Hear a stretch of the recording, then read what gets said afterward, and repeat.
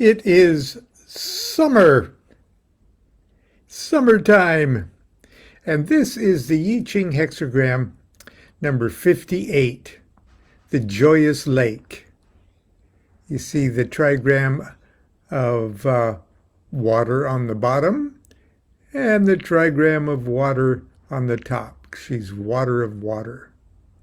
Now this just happens to be the 30-degree period that I was born in. As a matter of fact, I was born on the last day of this period. 20 degrees Gemini to 20 degrees Cancer. It ends on July the 11th, which just happens to be my birthday, but don't tell anybody because I try to keep my birthday, July 11th, secret because I don't want people making July the 11th, my birthday, a big thing.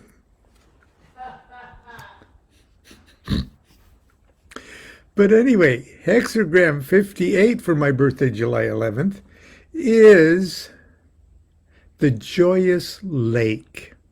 And it's one of those I Ching hexagrams that when you get it, or when the hexagram that you get turns into it, you're usually happy to get it. Because it says, joy springs from deep happiness. Be friendly and cheerful. It's contagious. Enjoy gatherings with happy, intelligent friends. Have fun and learn from one another. That's the I Ching of Milo's interpretation of a distillation from the Wilhelm Baines thing. But anyway, I'm going to just talk briefly. Everything is screwed up today. I apologize for coming on early, but I've been up since, Constance and I have both been up since 3:30 this morning.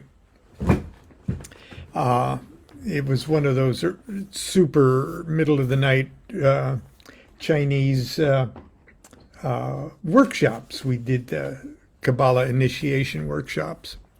The rest of them will be in my afternoon, but this first one was very early. So we're a little punchy and we're late with our Tuesday shopping. And it's going to be 103 today in Sacramento. At least.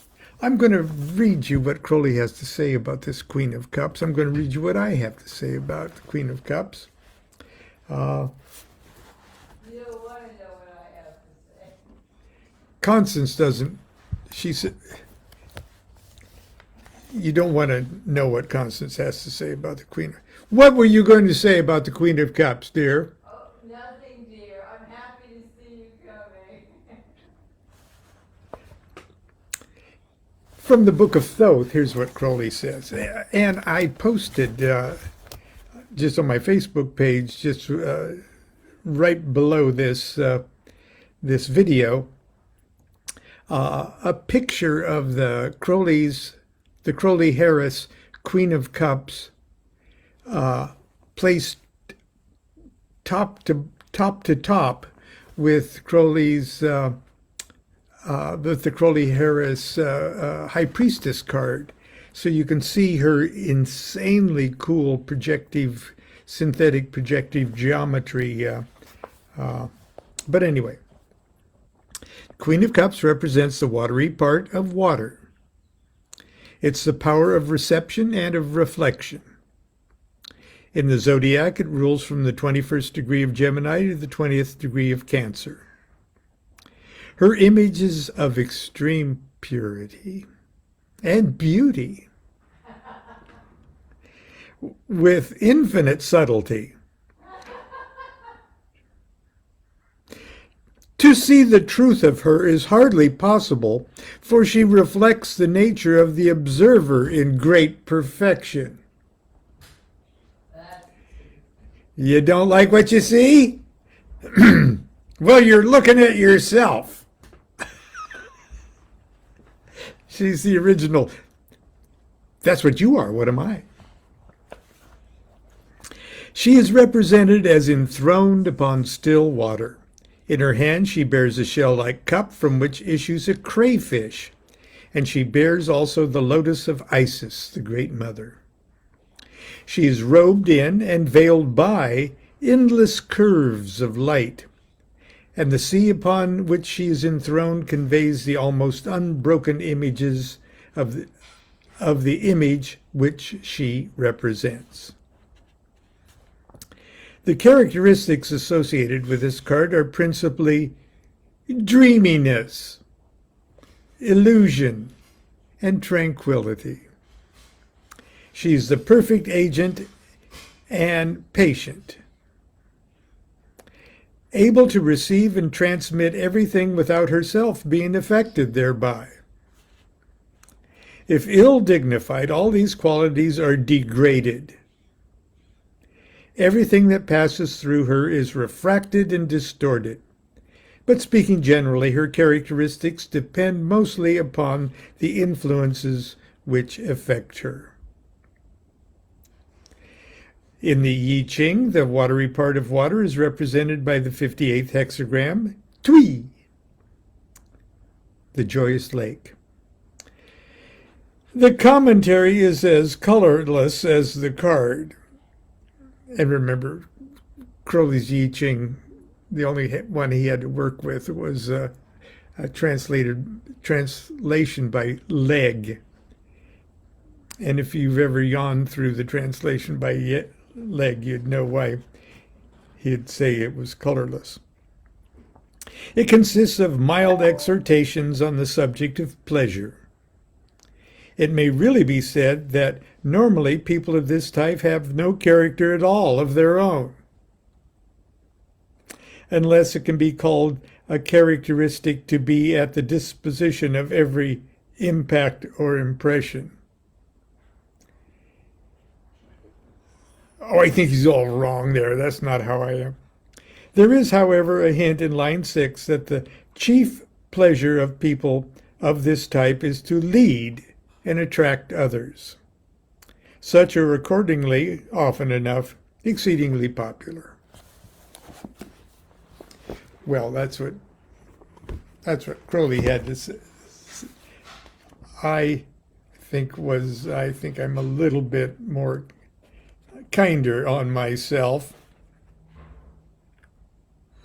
which is a Queen of Cups thing to do.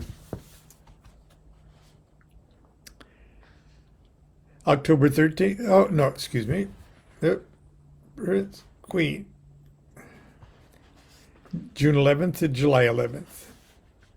Now, 3 small cards live inside each of 12 of the court cards, and the small cards that live inside the Queen of Cups are the 10 of Swords, which is that last 10 degrees of Gemini, and the 2 of Cups and the 3 of Cups. So my birthday card would also be the 3 of Cups. Abundance. I'm so lucky. The title is The Queen of the Thrones of Water, Queen of the Nymphs and Undines. Her crest is an ibis. Symbols are a crayfish issuing from a river. Her hair is golden brown, and her eyes are blue. Her image is of extreme purity and beauty, with infinite subtlety. To see the truth of her is hardly possible, for she reflects the nature of the observer in great perfection. Okay, the Queen of Cups is my birthday card, so please be warned that the objectivity of my comments may be obscured by clouds of narcissism. But honestly, who am I to argue with Crowley? Harris's Queen of Cups bears striking similarities to Atu II, the High Priestess. As a matter of fact, if you were to trim the borders of the 2 cards and place the Queen of Cups upside down above the High Priestess, you would see that they match in a dizzying display of synthetic projective geometry. Both cards present the image of a great cup, the stem of which is formed by the body of the goddess. Atu 2 is the cup of the virginal goddess of the moon. The Queen of Cups is that of the great mother goddess. Water of water is tantamount to saying reflection of reflection, or mirror to mirror.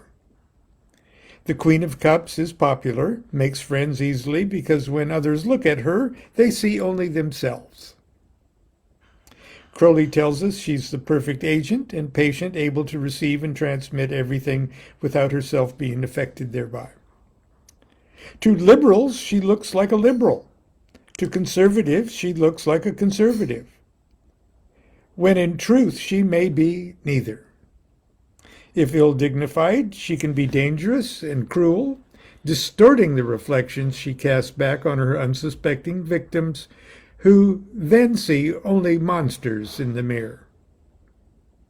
My fellow Queen of Cups include Paul McCartney, Jacques Cousteau, John D. Rockefeller, Nikola Tesla, George Orwell, and Gerald Gardner. Cool blues and blue greens dominate the card as they do the other cup court cards. Okay. Well, so that's that. The Three of Cups is my other birth card. Just Lord of Abundance. It's got good stuff too. I apologize for being so brief and so early and so unimaginative this morning. But we're going to have to try to eat breakfast and beat the heat on our marathon shopping day. Even the normal weather forecast says 103 today, and we're in an unair-conditioned 1984 Volkswagen that doesn't run well in the heat. But it is a good car, and we praise it every time it manages to start.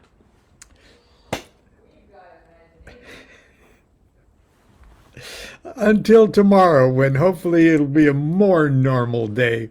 Continue to be good to yourself and be good to each other. Do what thou wilt shall be the whole of the law. Love is the law, love under will.